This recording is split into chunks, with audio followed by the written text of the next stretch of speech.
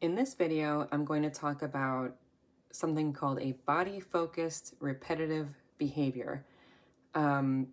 These are mental health disorders maybe not as many people have heard about, although it's getting more and more out there. I think there was a popular show maybe that had someone with a body-focused repetitive behavior.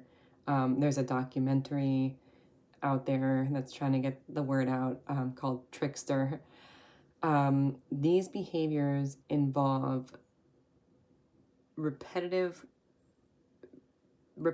damage to the body somehow. So the main versions of this are hair pulling, physically pulling out individual hairs, skin picking. So like if there's like a blemish or something, people can really get into digging it up and digging into it. Picking, anything that kind of feels uneven, like picking at it, causing scabs, scars. Nail biting, I think that's a less problematic one in general. A lot of people bite their nails, but it can be more extreme than maybe the average person who bites it and it's over. Sometimes they can be bitten down so far there's bleeding involved. People can sometimes bite the sides of the skin around their nails, so it's like a little more than, I bite my nails to trim them kind of thing. And some people actually bite the insides of their cheeks to the point where there's damage, pain, bleeding, raw cheeks inside. I think picking skin off the lips, etc., things like this. The difference between all these things being a disorder and not is that it is compulsive, like the person feels compelled to do these behaviors despite their best effort to stop. They don't want to, they don't want to do this. They don't want to look different. They don't want to spend time doing these things to themselves, but they cannot help it. So it is kind of an unstoppable thing to some degree, and it causes visible damage. Like you can actually see that there's like bald spots or scabs, or actually sometimes people end up with severe infections from picking their skin, because that can introduce bacteria beyond the layer, the top layer of the skin. I've actually had in the past a patient who was hospitalized and needed like very significant level of treatment for a severe infection caused by skin picking. So the urges exist. It feels unstoppable to act upon them. There is physical damage to the body, can be mild, can be severe, and there are repeated failed attempts to stop the behavior. So that, in summary, is what a body-focused repetitive behavior is. We've got two main ones that are recognized as real diagnoses. One is hair pulling disorder, one is skin picking disorder.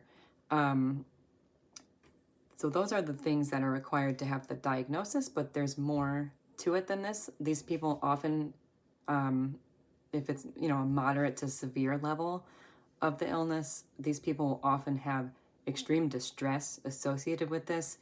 They can't stop themselves. They feel bad about themselves, guilty, very alone. A lot of folks, before they, ever think to look it up or meet someone else who does it, a lot of folks think they are the only person who does this, ever, and there's something like very wrong with them. But in fact, 1 to 2 in 50 people are estimated to have hair pulling specifically. So, I think also we need to keep in mind, yes, a lot of folks will pull out a hair here and there if it's in your way, if you're plucking your eyebrows, whatever. That's not the same thing as a disorder. And then the other part of this is that there's often very intense efforts to hide the disorder and the behavior and the damage from other people. So this can look like hats, scarves, wigs, makeup, eyeliner, eyebrow filling in, permanent makeup.